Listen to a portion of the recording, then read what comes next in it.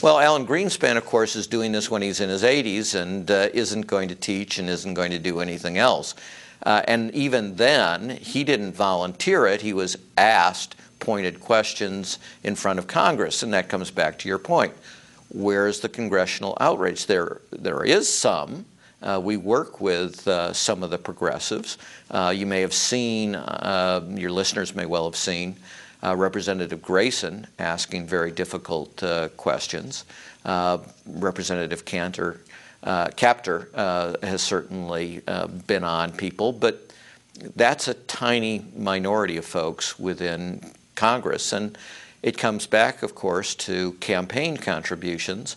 And the Supreme Court is about to make that much worse. It's almost certainly going to strike down the portions of McCain-Feingold that restricted corporate contributions. And it's Katie bar the door. I'd like to ask you to go back to this issue of the foreclosures and delinquencies, which you make the point that the delinquencies are much higher. For instance, I think the delinquency rate for prime loans, not for the subprime or even the Alt-A or the more questionable loans, but for prime loans rose to 6.41% in the second quarter from 6%. So that you're getting supposedly the best loans in the home mortgage market are now at these very, very high rates of delinquency. What does this say about the future for these banks that are holding these loans? Well, it means that many of these banks are deeply insolvent and actually losing money, but they have the gimmicked accounting, so they're able to report that they have lots of profits. And by the way, the other thing they're doing is speculating like crazy and other trading activities that add absolutely nothing to economic value. So if they're winning, somebody's losing, right? They're doing bond trading and they're producing allegedly billions of dollars in profits in bond trading. Well, somebody's the counterparty and losing money. And so there's going to be other bad news outside the financial sector. And again, remember, financial sector exists supposedly for one purpose, to help the real economy, and it's taking billions out of the real economy in trading profits. So the combination of these things, both in the financial sector and in the real economy, means very bad things down the road in terms of increased business failures, increased banking failures. But of course, we're not allowing the large banks to fail. In a part of his speech that was almost completely ignored and is incredibly radical, but in the right drift range, Geithner said twice that for the largest banks, we now have a program of capital insurance, not deposit insurance, capital insurance. In other words, we're going to stand in there and bail out the shareholders no matter how badly management screws up the place, even if management screws it up through fraud. And that's just an appalling change in America. We're talking to William Black, former bank regulator at the Federal Savings and Loan Insurance Corporation. In the 80s, he helped expose the savings and loan scandal. Now he's a professor at University of Missouri, Kansas City, and author of the book, The Best Way to Rob a Bank is to Own One. We'll be back with him, and then we'll be joined by the Slovenian public intellectual, Slavoj Žižek, at the end of the broadcast. Stay with us.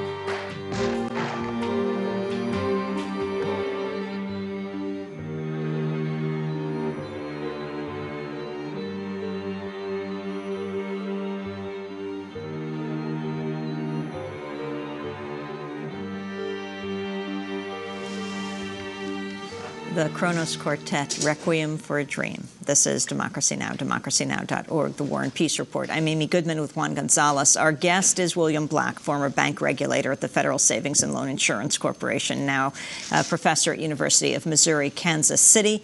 Wrote The Best Way to Rob a Bank is to Own One, How Corporate Executives and Politicians Looted the S&L Industry. So let's go back more than, about a quarter century now, William Black, to your specialty, to exposing the savings and loan scandal. What happened then, and how does it relate to today?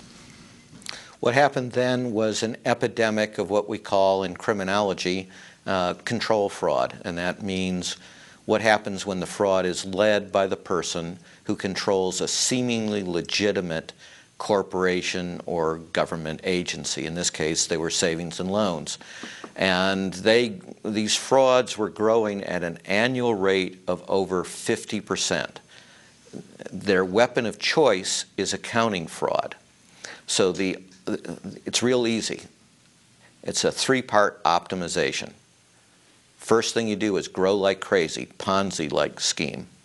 Second thing you do is deliberately make really bad loans because they have a higher interest and higher expenses associated with them, so you report more profits. And the third thing you do is have extraordinary leverage. Leverage is simply lots of debt compared to your equity. And the point of this is, if you do those three things, you are mathematically guaranteed to report not just profits, but record profits. But William Black, at that kind of, I'm sorry, go ahead. At that kind of growth rate, with people concentrating on whatever the optimal area is for the fraud, you produce financial bubbles. In the case of the savings and loan crisis, we re-regulated the industry in the face of opposition from the Reagan administration, the House of Representatives, and the Senate. And we looked for the Achilles heel for this kind of scheme, which is growth. And so we restricted growth, and this kind of fraud also creates a distinctive pattern of operations. And we use that to triage and to go after these institutions while they were still reporting they were the most profitable savings and loans in America. People thought we were crazy contemporaneously, who were conservative economists. But it turned out we were right about every single one of these institutions. What does it mean for today? The same thing. We have another epidemic of accounting fraud. In this case, it's not commercial real estate, which it was in the savings and loan crisis. It started out with, in the United States context, with home mortgages. But William Black, it's been amply documented, the extensive level of the fraud that occurred in this current crisis. I remember seeing the emails that Attorney General of New York, Andrew Cuomo, secured, which showed that, for instance, countrywide, whenever it started getting appraisals of properties that it did not like, it fired the appraisers. It got rid of them. It told them they wanted higher appraisers. All along the line, in these no-doc loans, there was constant fraud occurring. The lawyers that were involved in the cases, the real estate appraisers, the people who were packaging the loans, and yet, except for the occasional Madoff or a couple of individuals, there's been no sort of criminal prosecution of these folks.